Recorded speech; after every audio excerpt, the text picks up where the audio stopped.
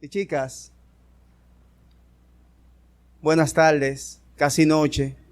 Qué bueno es por el estar una vez más delante de ustedes, ver sus rostros, siempre digo, rostros jóvenes, alegres, hermosos algunos, pero todos llenos de vida, que es lo importante. Lo importante es que hay salud. Bien, el tema que nos toca hoy es acerca del Espíritu Santo, específicamente su obra. Es un tema que verdaderamente necesitamos la guía del Espíritu Santo para poder adentrarnos en ella. Es como esos caminos montañosos que dice, cuidado, barrancos a la izquierda, barrancos a la derecha, maneje con precaución. Entonces vamos a pedirle precisamente al Espíritu Santo que nos guíe en esta tarde noche y que su enseñanza sea Él llevándola, pese a la debilidad del siervo aquí, que sea Él dándome las palabras sazonadas, dándole a ustedes en sus mentes, sus corazones, preparándolo para recibirla y puedan recibirla con gozo como lo que es palabra de Dios. Vamos a orar. Amante Dios, gracias. Gracias, oh Dios. Gracias por tu Espíritu Santo, el cual nos acompaña y nos ha acompañado a lo largo de todo este día. Porque podemos ver tu mano de misericordia obrar a través de esto. Pero es nuestra petición ahora que tú nos acompañes a lo largo del estudio de esta tu palabra. Que tú nos ayudes, que tú vayas preparando los corazones de los jóvenes, los oídos, las mentes, para que ellos puedan captar tu palabra sin ningún tipo de interferencia.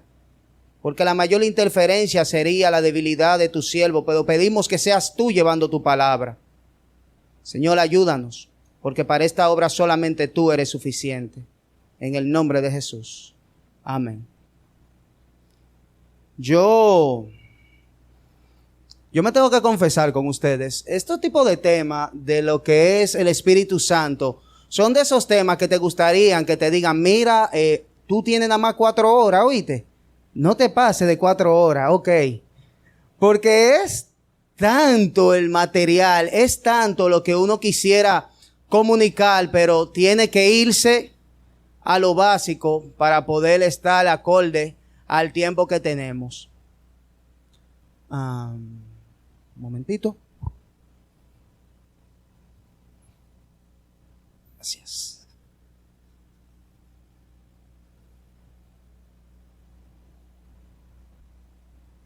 Aquí tengo reloj, cronómetro, reiniciar, start. Bien, sí puedo ir midiendo el tiempo. Abran sus Biblias en el Evangelio según el apóstol Juan, en el capítulo 16. Evangelio según el apóstol Juan, capítulo 16, en el versículo 7. Es el texto en el que cerramos la meditación anterior. ¿Recuerdan? ¿Cómo se llamaba la meditación anterior? ¿La autoridad? ¿Quién con autoridad? Dígalo. ¿La autoridad de Jesús? Muy bien. Juan capítulo 16, versículo 7. Estamos viendo la autoridad de Jesús y ahí concluimos que en su ascensión a los cielos, nuestro Señor Jesucristo no nos dejó solo. Vamos a leer en el versículo 7, dice: pero yo os digo la verdad, os conviene que yo me vaya, porque si no me fuera, el Consolador no vendría a vosotros, mas si me fuere, os lo enviaré. Y cuando Él venga, convencerá al mundo de pecado, de justicia y de juicio. De pecado, por cuanto no creen en mí. De justicia, por cuanto voy al Padre, y no me veréis más. Y de juicio, por cuanto el príncipe de este mundo ya ha sido juzgado. Jóvenes, ¿quién nos ha dejado el Espíritu Santo? Una pregunta. Lo acabamos de leer. Jesucristo envió el Espíritu Santo. Ustedes recuerdan también en la enseñanza anterior cuando hablábamos de quién es el único que puede llenar los zapatos de Dios. ¿Recuerdan cuando decíamos, cuando usted envía a alguien que es un mensajero suyo o que es un representante suyo, es alguien que tiene que más o menos llenar sus zapatos? Usted como profesional, tiene un doctorado, no enviará a una conferencia a alguien que ni siquiera ha terminado un bachillerato. Entonces decíamos, ¿quién es el único que puede llenar los zapatos de Dios? Dios mismo. Nadie puede llenar esos zapatos sino solamente Dios.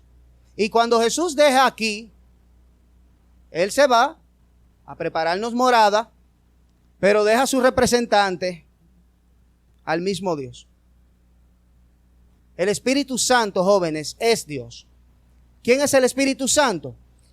Es la tercera persona de la Santísima Trinidad. No es una fuerza impersonal. Es una persona distinta del Padre y del Hijo, pero posee con ellos una misma naturaleza y esencia divina. Hay un tema en las Escrituras muy profundo, una doctrina llamada la Trinidad. Eso sería en otra ocasión donde estaríamos hablando de ella. Pero básicamente lo que la Trinidad dice o nos enseña es que creemos en un solo Dios que se ha revelado en tres personas. Estas tres personas comparten la misma naturaleza y esencia. Y cuando nosotros hablamos acerca de lo que es, de quién es Dios, de su naturaleza y de su esencia, a la mente humana le hace un cortocircuito automáticamente. Porque para nosotros o es uno o son tres. ¿Cómo así que es tres? ¿Cómo así que es uno? No es que existen tres dioses que tienen una corporación que entre los tres se llaman Dios. No. Existe un solo Dios que se ha mostrado, se ha revelado a través de las Escrituras en tres personas que comparten su misma esencia y naturaleza. La misma esencia y naturaleza. No es un modalismo. El modalismo postula de que, por ejemplo, yo puedo ser padre, hijo y al mismo tiempo jefe de mi compañía y soy la misma persona. No, son tres personas distintas. Pero eso es otro tema muy amplio. Solamente le estoy dando la tapa para que vayan comprendiendo. El Espíritu Santo forma parte de la Trinidad, la tercera persona de la Trinidad. Y como persona posee voluntad propia, sabiduría, podemos tener comunión con Él, podemos entristecerlo, podemos mentirle y podemos blasfemarlo. El Espíritu Santo como persona posee voluntad propia, posee sabiduría, podemos entristecerlo, podemos tener una comunión con Él. Entonces miren qué estamos aprendiendo aquí. Hoy en día hay muchas personas que consideran al Espíritu Santo como una fuerza de Dios. Y tú hablas con ellos y te dicen, no, porque mira, el Espíritu Santo es como cuando te dicen, oye, ¿qué espíritu tú tienes tan fuerte? No, el Espíritu Santo es una persona. No es como en Star Wars que la fuerza te acompañe. El Espíritu Santo es una persona con la cual podemos tener comunión, a quien podemos orarle, quien nos escucha y sobre todas las cosas, nuestro mayor ayudador. De pronto nosotros estamos claros cuál es el trabajo del Padre. Estamos claros lo que hizo Jesucristo por nosotros, pero cuando entramos al terreno del Espíritu Santo, empezamos a rascarnos la cabeza, a pensar, la obra del Espíritu Santo, no sé. ¿Cuál será la obra del Espíritu Santo? Bueno, yo lo voy a decir así, porque tengo muy poco tiempo. El Espíritu Santo tiene básicamente 3 grandes obras. La primera obra es en la salvación de una persona. ¿Recuerdan cuando una persona viene a los pies del Señor Jesucristo? Es salvo por medio de la obra de nuestro Señor Jesucristo a favor de esa persona en la cruz, que con su sangre pagó. ¿A quién pagó? ¿A quién fue la multa que se le pagó? Al Padre. Él fue el sacrificio perfecto. Pero el Espíritu Santo, ¿qué hace en esa fórmula? La parte de la regeneración, abro paréntesis, esto es otra gran doctrina que luego podremos traerla, la hace el Espíritu Santo. La regeneración, tal vez usted la conoce mejor como el nuevo nacimiento. La segunda gran obra del Espíritu Santo es en la vida de los creyentes. El Espíritu Santo nos ayuda de manera tan grande, porque alguien pensaría, bueno, estaría muy ocupado el Espíritu Santo haciendo lo que hace. Está extremadamente ocupado. Y gracias a Dios, que es Dios. ¿Qué pasa? No, todavía. ¿Está ansiosa? No, por si acaso. En esta segunda gran obra es que vamos a concentrar nuestro estudio. Pero la tercera gran obra del Espíritu Santo está en su iglesia a través de los tiempos. Pero vamos a concentrarnos en la obra del Espíritu Santo en la vida del creyente. Porque si hablamos de toda la obra del Espíritu Santo, sabrían que podemos amanecer aquí hablando y no nos daría tiempo. Y de esta segunda parte, que es la obra del Espíritu Santo en la vida del creyente, vamos a mencionar por lo menos la que más, diríamos así, destacan. Y vamos a empezar con la primera. Albert. Convicción. El Espíritu Santo es quien da convicción de pecado. ¿Recuerdan el texto que leímos en Juan, capítulo 16, versículo 7? Dice que cuando Él venga, convencerá al mundo de pecado. Para que nosotros podamos entender qué es este convencimiento de pecado, necesitamos entender que no es el conocimiento de pecado, el convencimiento de pecado.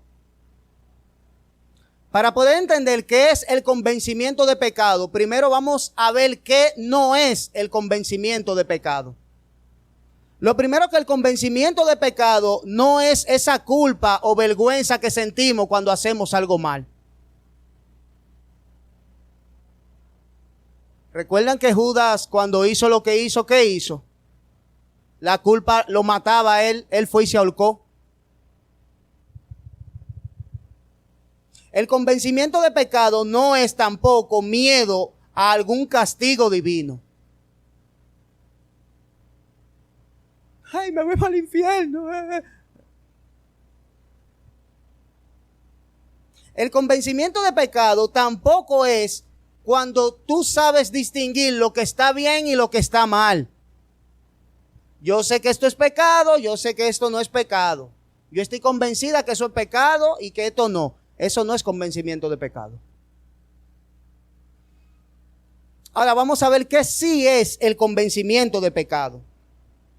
Cuando nosotros tenemos este texto y vamos al original, al griego, la palabra que aparece traducida como convencer es el término que se diría elencho. ¿Qué es el elencho?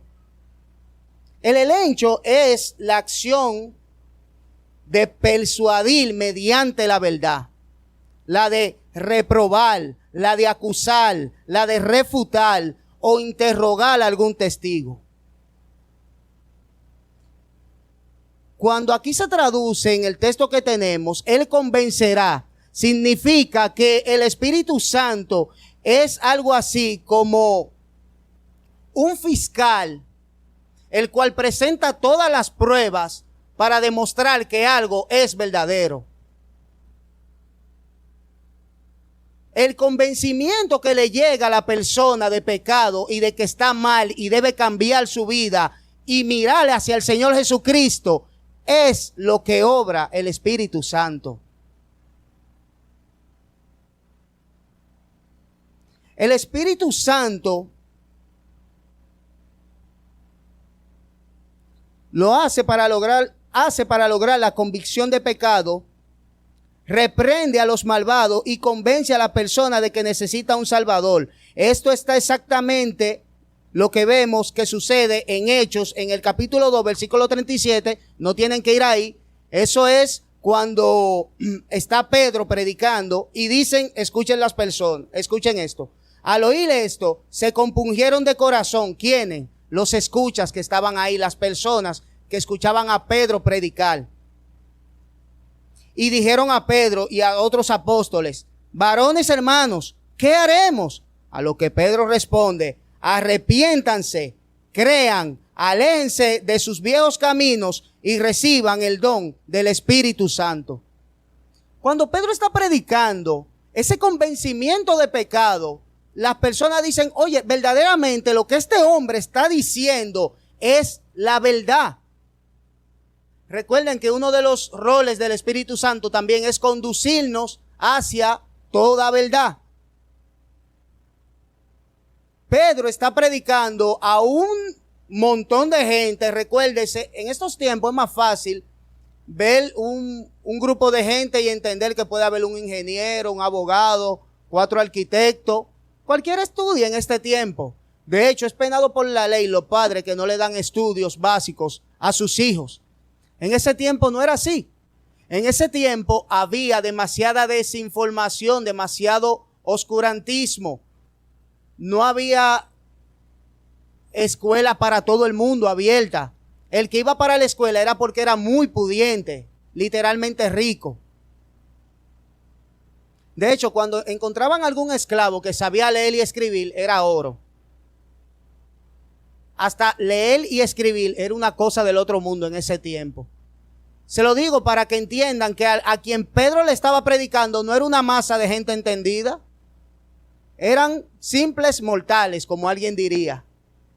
Pero esos simples mortales, el Espíritu Santo los capacitó para entender que esas palabras que decía Pedro eran la verdad.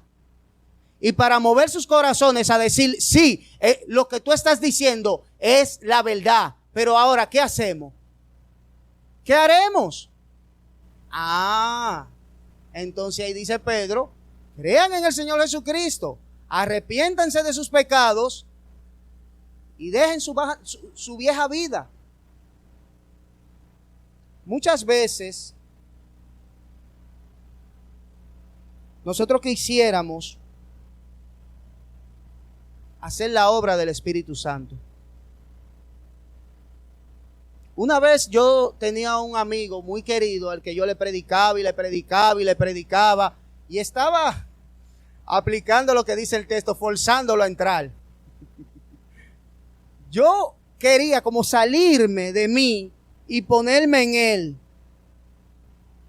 para que ese convencimiento acerca de su error y de su pecado le llegue con total claridad. Y yo decía, pero yo no entiendo cómo es que yo veo la cosa aquí tan clara y él no la puede ver así. Y un hermano me dijo, Tito, es que tú no eres el Espíritu Santo. ¿Tú sabes cuál es tu trabajo? Predicar la palabra del Señor. Dice Romanos 10, versículo 17, porque la fe viene por el oír. ¿Y el oír qué? Nuestros argumentos, nuestra elocuencia, nuestra erudición. ¿Por oír qué viene la fe? ¿Quién se lo sabe? Con propiedad, dígalo, con fuerza. Que se escuche, que lo escuche allá doña Clara. ¿La fe viene por qué? ¿Por el oír qué? La palabra de Dios. Exactamente. Se asustó Francina cuando dijeron doña Clara. el Espíritu Santo es quien obra el convencimiento de pecado en una persona. No significa, bueno, como el Espíritu Santo es el que obra ya, que obra, ¿por qué? ¿Qué yo voy a hacer? No, nosotros tenemos una responsabilidad de presentar el Evangelio tal y como es, la palabra de Dios, tanto en palabras como en hechos. Porque como usted dice, él no se convence de la verdad, yo le predico, ¿y qué más ustedes hacen? No, vamos a beber por ahí después. O sea, no estás haciendo nada. Porque la principal predicación de la palabra del Señor está en el ejemplo. Yo no quería decir este ejemplo, pero es que me veo tan obligado. Yo tengo una madre muy amorosa, instrumento escogido en manos del Señor para traerme al convencimiento de pecado. Ella no utilizaba las formas más ortodoxas, pero eran muy efectivas. Ella me hacía entender a mí la necesidad de despertarme cada domingo a venir a la iglesia, aunque eso incluyera bañarme en la misma cama. Luego ella entendió que no era el mejor proceder, pero ¿cuál es la idea aquí? Ella estaba haciendo su trabajo de exponerme el evangelio, pero por las formas de ella a veces yo me airaba, con justa razón, pero fue la forma que el Señor obró conmigo. Tal vez de otra forma no hubiese llegado, pero el Señor tiene sus métodos.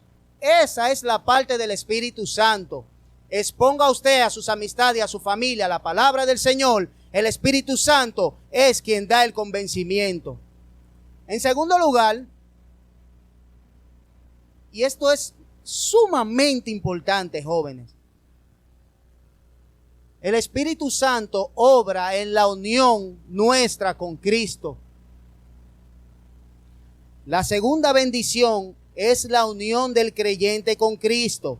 En ese día, cuando llegue el Consolador, Jesús dice en Juan 14:20, te darás cuenta que yo estoy en el Padre, tú estás en mí y yo estoy en ti. La obra del Espíritu es llevarnos a la unión con Cristo. Ya no solo Cristo mora entre nosotros como lo hizo con los profetas, es que ahora Cristo literalmente mora en nosotros.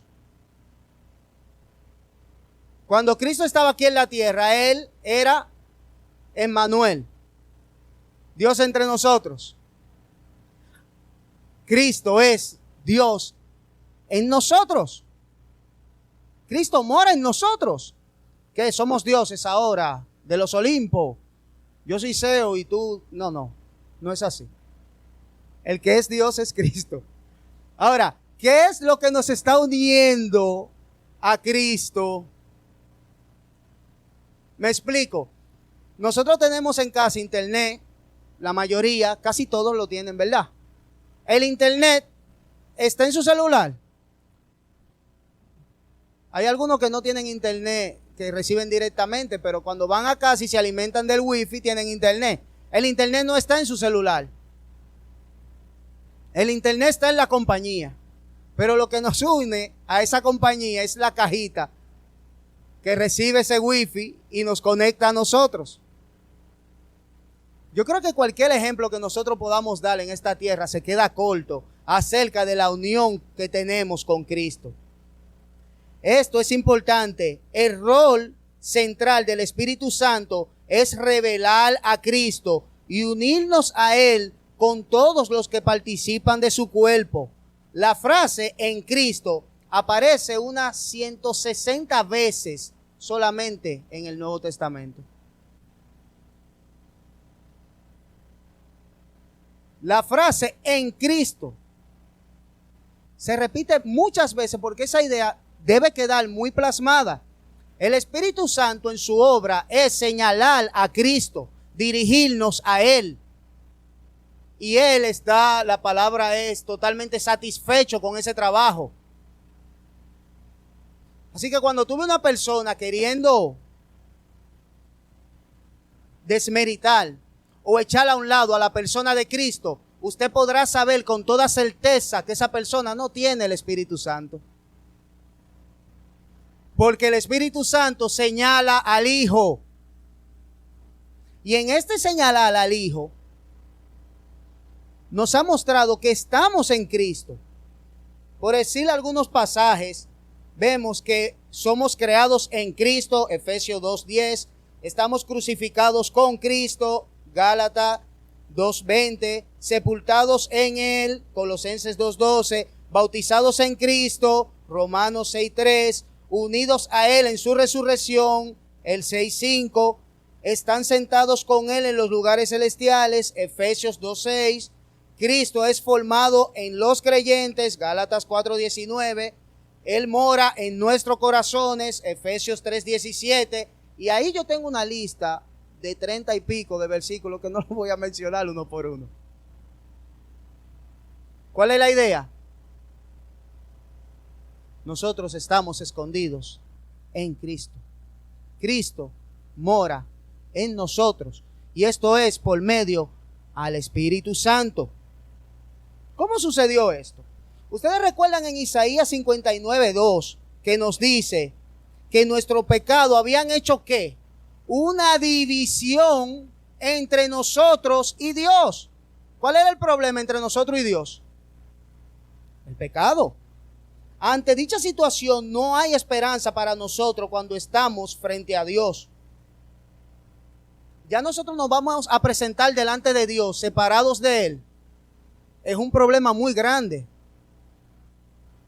Joven, tú que estás aquí, no tienes al Espíritu Santo dentro de ti, que no estás en Cristo. Queremos decirte que tú tienes un serio problema, porque en cualquier momento serás llevado a la presencia del Dios Todopoderoso y separado de Él. Porque tu pecado ha abierto una brecha entre Él y tú. Una de las bellas realidades del Evangelio es que sabemos que Cristo vivió una vida perfecta que nosotros no pudimos vivir. El primer Adán, ¿quién sabe quién fue el primer Adán? ¿Quién fue el primer Adán? ¿Quién tiene una pista? Señores, no hay respuestas bobas. Hay bobos que responden. Adán. ¿Cuál era o en qué se diferencia exactamente Adán de todos nosotros? El que él fue sin pecado en su creación. ¿Quién creó a Adán? Recuerden que Adán fue el primer hombre. Y por favor, deje de preguntarse si Adán tiene o no ombligo o qué pasó con él. Dios creó al hombre perfecto, Adán. Pero ¿qué hizo ese hombre? ¿Siguió en su perfección? Dobló.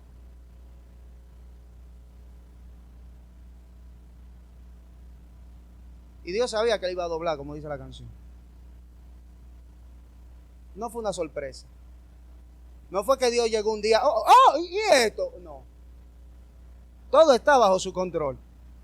El primer Adán, cuando dobla, este es el camino que nos une con Dios y Él dobla.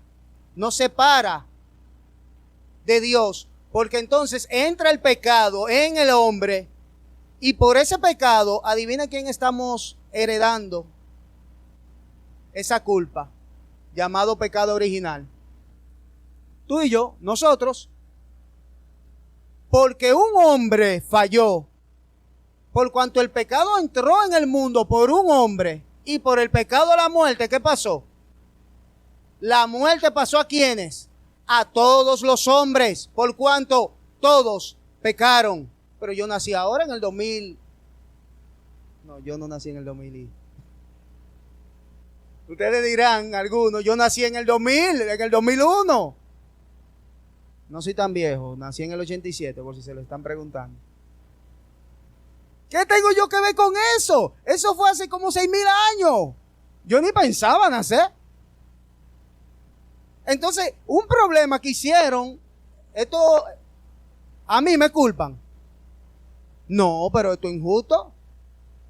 La palabra de Dios dice, por cuanto el pecado entró al mundo por un hombre, y por el pecado la muerte pasó a todos los hombres, por cuanto todos pecaron y están destituidos, están quitados, han sido echados fuera de la gloria de Dios. El hombre literalmente hablaba, caminaba con Dios. Adán, Dios, dime, tal cosa. Literal, eso era literalmente. Cuando Adán peca, viene Dios paseándose por el huerto, la voz de Dios, el Espíritu Santo, y le dice, ¿dónde estás tú? ¿Con quién ustedes creen que él hablaba? ¿Con Eva? Con el que le respondió, con Adán. Tuve miedo y me escondí. ¿Y por qué? Ah, porque estoy desnudo. ¿Y quién te enseñó que tú estabas desnudo? El primer Adán fracasa en la misión de santidad y de pureza delante de Dios. Pero el Señor, junto con la caída, ha provisto una salvación. No dejó al hombre caído para siempre. El segundo Adán, ¿quién es? ¿Quién más, aparte de Adán, nació sin pecado? Jesús. Cristo vivió la vida perfecta que nosotros no pudimos vivir.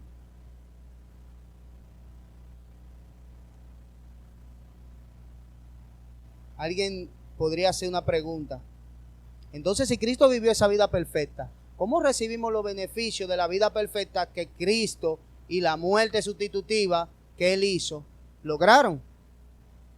O sea, si el pecado entró en el mundo por un hombre, también la salvación entra en el mundo por un hombre. Por eso era necesario que Dios se encarnara y se hiciera hombre. Wow, Jesús vive esa vida perfecta. Y ahora, cuando nosotros estamos unidos a Él por el Espíritu Santo, dice Efesios 2:8, porque por gracia sois salvos por medio de la fe, y esto no de vosotros, pues es don de Dios. Y en 1 Corintios 12:13 nos dice, porque por un solo espíritu fuimos todos bautizados en un cuerpo, sean judíos o griegos, esclavos o libres, a todos se nos dio a beber de un mismo espíritu. Nosotros somos salvos por gracia, por la obra que hizo Cristo a favor nuestro. Y esta unión que tenemos con Cristo es obra del Espíritu Santo. Yo no sé si voy muy rápido o se está entendiendo. El Espíritu Santo es ese conector que nos une a Cristo. ¿Y quién más está unido a Cristo? Todo el que proclama su nombre y lo reconoce como Salvador. Y como ellos están unidos a Cristo, adivina lo que pasa. Todos los hijos de Dios estamos unidos por un mismo espíritu. Cuando nosotros decimos aquí los miércoles, los domingos, que los hermanos que nos están viendo en casa, estamos aunque lejos unidos por un mismo espíritu, es porque el Espíritu Santo nos une a todos como un solo cuerpo. De ahí, cuando Ana enferma, todos nos dolemos. O cuando usted se machuca un dedo y le preguntan, ¿qué te pasa? ¿Cómo usted dice? ¿Ese dedo tiene un dolor? Me duele el dedo. A mí. Pero lo único que te duele es el dedo chiquito. Pero es a ti. Tú lo estás sintiendo. Todo el cuerpo está conectado. El dolor, lo que afecta a cada uno de nuestros hermanos, nosotros lo podemos sentir porque estamos unidos a Él por el Espíritu Santo. De ahí que todo hermano que su hermano tenga una dolencia, bueno, no lo vamos a llamar hermano, vamos a llamarlo primo por si acaso, y es indiferente esa dolencia, nosotros podemos dudar si el Espíritu Santo está en él. Porque entonces tú no estás sintiendo el dolor de tu hermano. Si aquí Megan se da en el pie, ¡pa! Y grita, ¡guay! Yo digo, ¿qué fue lo que pasó? Porque a mí no me dolió. Le dolió a Megan. Y no importa dónde ella se dé, le va a doler. Pero a mí no me duele. ¿Por qué? Porque yo no estoy enchufado con ella en el dolor. Cuando alguien de la iglesia cae, ese dolor es pasado a cada uno de los hermanos. Pero vamos a ir a nuestro tercer punto. Es la santificación. Ustedes recuerdan un libro que leímos hace un tiempo ya, En pos de la santidad. Sí, lo recuerdan, ¿verdad? ¿Quién lo leyó ese libro? Levante la mano. ¿Quién estuvo aquí cuando lo leímos, lo estudiamos? En pos de la santidad. Cuidado levantando la mano que viene una pedra. ¿Qué es la santidad? Tan. No fue aquí que lo leímos, sí.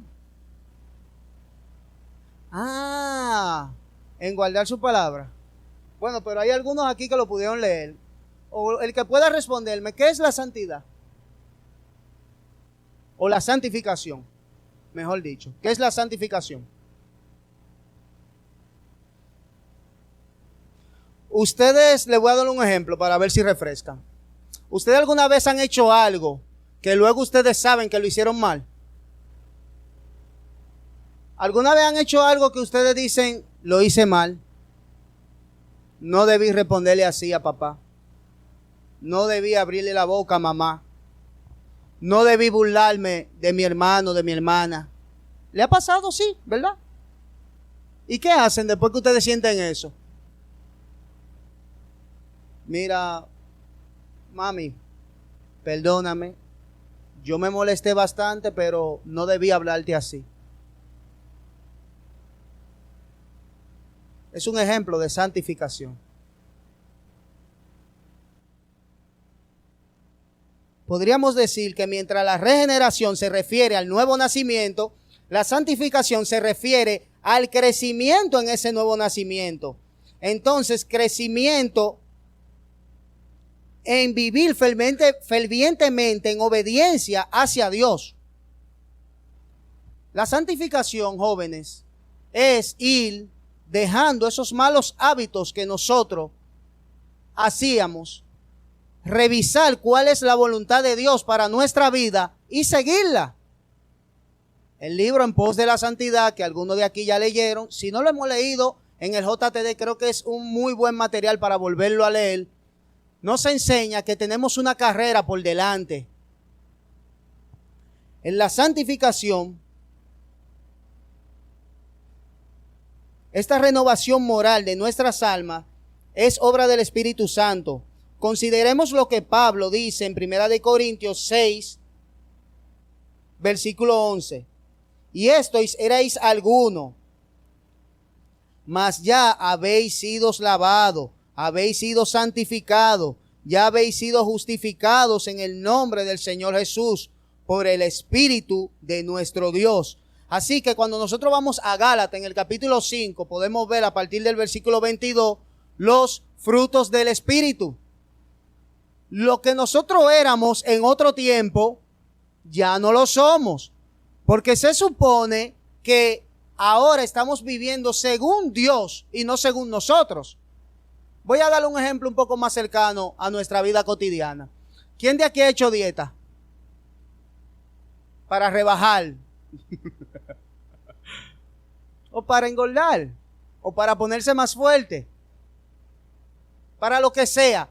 ¿La dieta consiste solamente en dejar de comer algunas cosas? No. ¿En qué más consiste la dieta? En empezar a comer lo que se supone que debes estar comiendo. No es suficiente con yo dejar de comer chicharrón y picapollo. También yo necesito, ¿qué es lo que comen, lo que hacen dieta? Yo no quiero comer proteínas y esas cosas que me van a ayudar ahora a bajar de peso. Así mismo es la santificación. No es solamente que yo ahora soy cristiano, voy a dejar de oír esa bachata. No, es que tú si la dejas simplemente de oír, te quedas en el limbo, te vuelve la sed y vas a volver a esas aguas contaminadas. Es que ahora tú con el conocimiento, el convencimiento del Espíritu Santo y el mismo Espíritu Santo que mora en nosotros, empezamos a buscar esas músicas, esas letras, esas canciones que sí agradan a Dios. Estamos sustituyendo los malos hábitos. Una vez ya se predicó aquí acerca de los malos hábitos. No es simplemente dejar de hacer, es empezar a hacer. El rol central del Espíritu es revelar a Cristo y unirnos a Él. Entonces, la meta principal del Espíritu es rehacernos a la imagen de Cristo. Ese es el proceso de la santificación. Irnos haciendo a imagen de Cristo. Por ahí hay una pregunta muy conocida que dice, ¿qué haría Jesús? Usted la ha escuchado, ¿verdad? ¿Qué haría Jesús? También está por ahí en inglés, lo que saben inglés.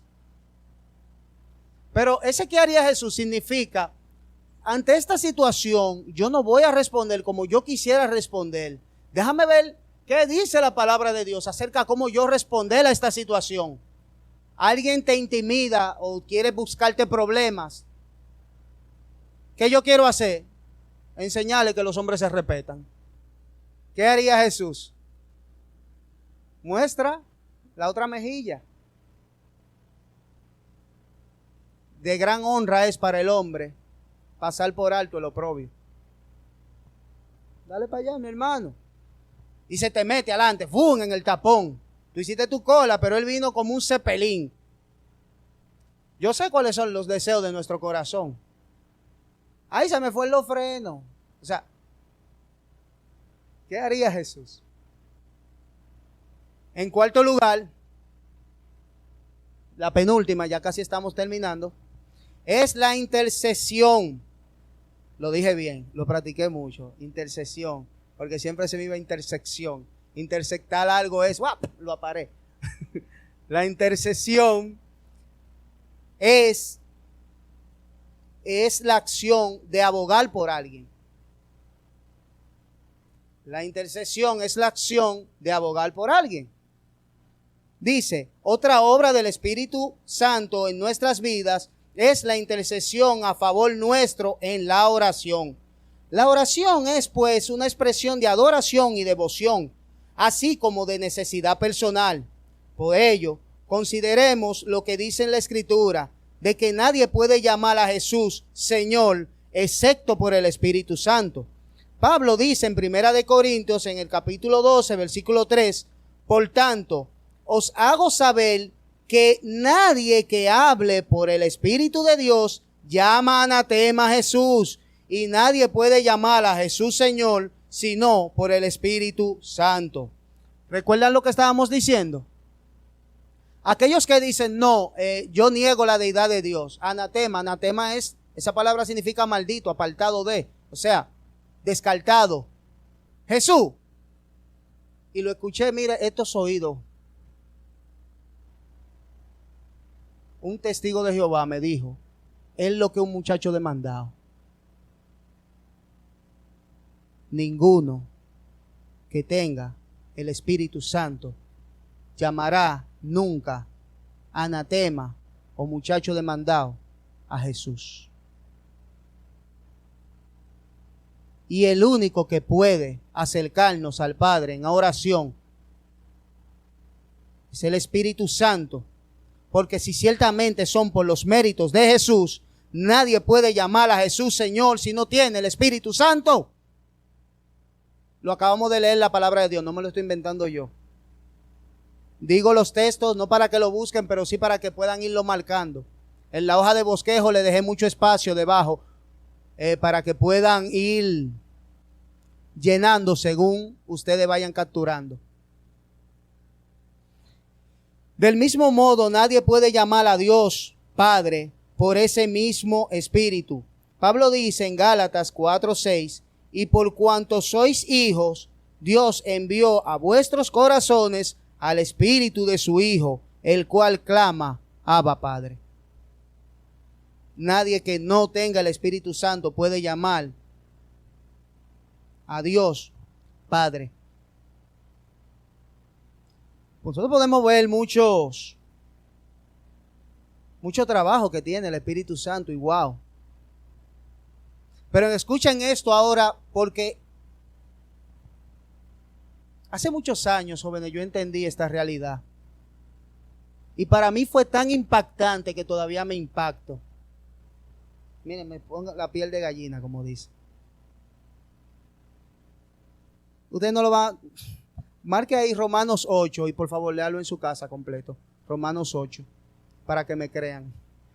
Dice, el Espíritu Santo nos ayuda en nuestra debilidad.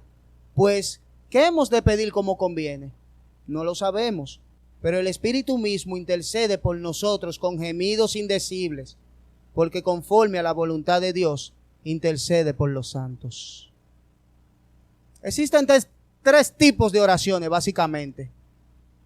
La hablada, cuando hablamos, Señor, la de nuestra mente, cuando estamos orando en nuestros corazones. No nos ven hablando, pero estamos orando. Orando, full. Pero la tercer tipo de oración es muy especial porque es una oración que es sin palabras. La oración que es una expresión de un alma contrita. Muchas veces nosotros estamos en situaciones pero que tan apretadas, que ni siquiera las palabras nos salen delante de Dios. Y estamos simplemente ahí, a sus pies, echados en su presencia. Ni siquiera sabemos qué pedir. Señor, el Espíritu Santo nos ve. Ok, Padre, lo que Él quiere decir es algo así, esa es la idea. Mis hijas, quién sabe, yo tengo 2 niñas hermosas, gemelas, y ellas han estado poniendo en práctica muchos aprendizajes. Voy a tener que hablar con la mamá. Ellas están aprendiendo a pedirme cosas. Y ellas no me saben pedir las cosas, pero yo entiendo la intención de su corazón. Ella me papá, pizza. Ellas no me dicen una de pollo, la que me gusta, que tú sabes que no es de tal sitio, es la otra. Yo sé todo eso, aunque ellas no me lo digan. Pero ¿cuál fue su petición? Papi, pizza.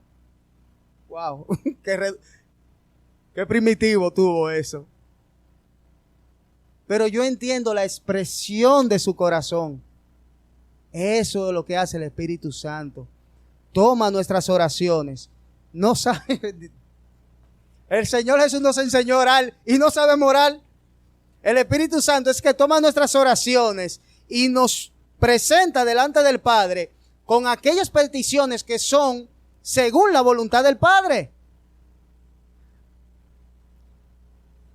Que todo lo que pidan en mi nombre, dice el Señor Jesús, yo os concederé. Eso no es un cheque en blanco, ponga ahí la cantidad. Todo lo que pida en mi nombre según la voluntad de Dios. Esas son las letricas chiquitas del contrato. Así que deje de estar orando por eso que usted sabe que no es la voluntad de Dios, por favor. Qué gloriosa verdad es esta. Cuando no sabemos lo que deberíamos pedir a Dios en nuestras vidas como cristianos y cuando no sabemos lo que deberíamos pedirle como iglesia, el Espíritu Santo intercede por nosotros. Esos momentos en los que no tenemos palabra, estamos confundidos, no sabemos dónde acudir, es en esos momentos que por su gran compasión y bondad, el Espíritu Santo intercede de acuerdo a la voluntad de Dios. Él ora por nosotros, no simplemente en nuestra debilidad, sino también en nuestra propia ignorancia, llevándonos a la voluntad de Dios, que es increíble realidad, para que nosotros reflexionemos.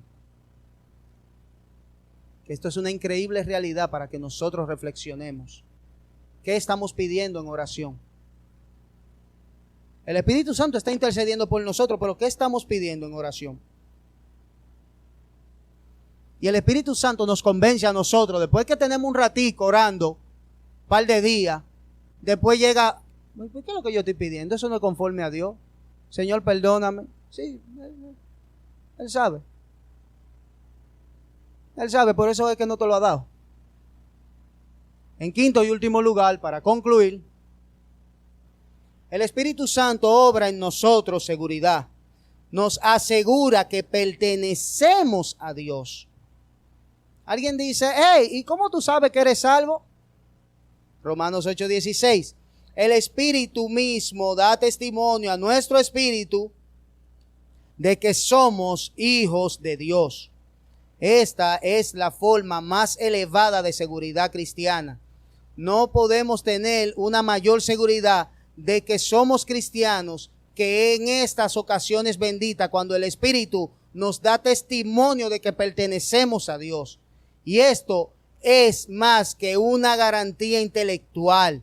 Una cosa es tú saber, mira, yo le oré al Señor y le dije, Señor, sálvame. Y entonces yo tomé todos los procedimientos e hice todos los pasos. Es más que eso. Es ese testimonio mismo en que sabemos que estamos en Cristo. ¿Y cómo sabemos que estamos en sí en Cristo? Porque le obedecemos. Hay veces en que verdaderamente nos pasan ocasiones que uno dice, óyeme, esto no es mío. Esto es don de Dios directo.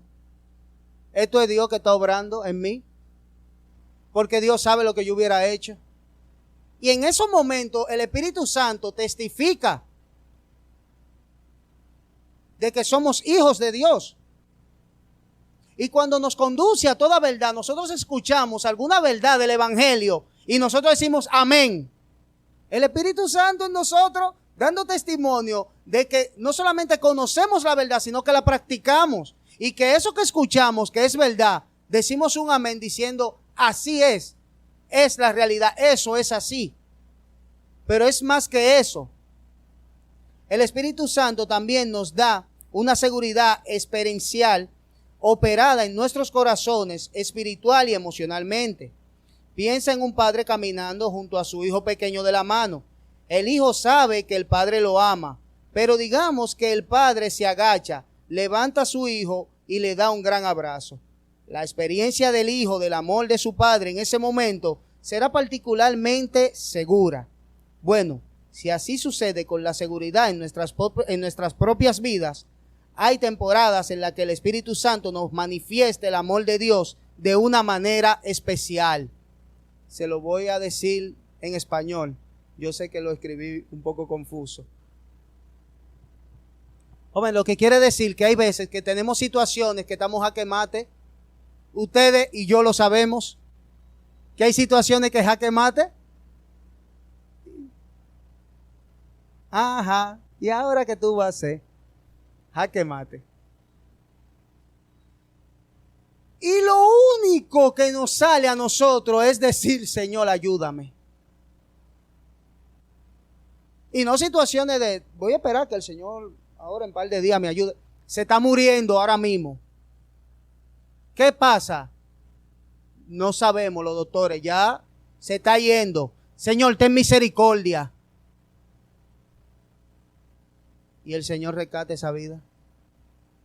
Wow, qué bien cuando nosotros podemos ver esa mano poderosa del Señor. Mira, como de ahí a ahí. ¡Va! Nosotros decimos, wow. Verdaderamente, nuestro Dios es glorioso. Ese es el testimonio que te da el Espíritu Santo de que eres hijo de Dios. ¿Te ha pasado? Si no te ha pasado, revisa. Nuestra vida de oración, nuestra vida de dependencia del Señor. Próximo slide.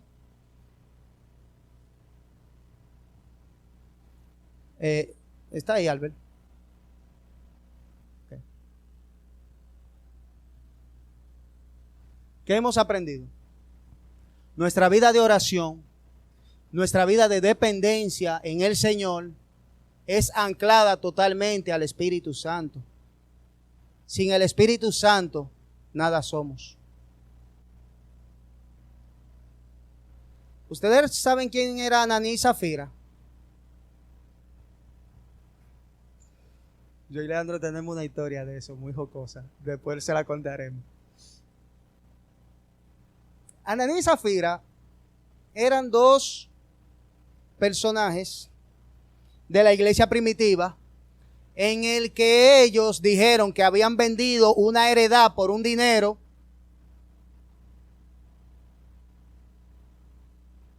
cuando no fue así. Ellos vendieron, por ejemplo, por 1,000 pesos y trajeron 700. Mira, la vendimos por 700. ¿Qué le dicen los apóstoles? Ven acá, ¿por qué han mentido al Espíritu Santo?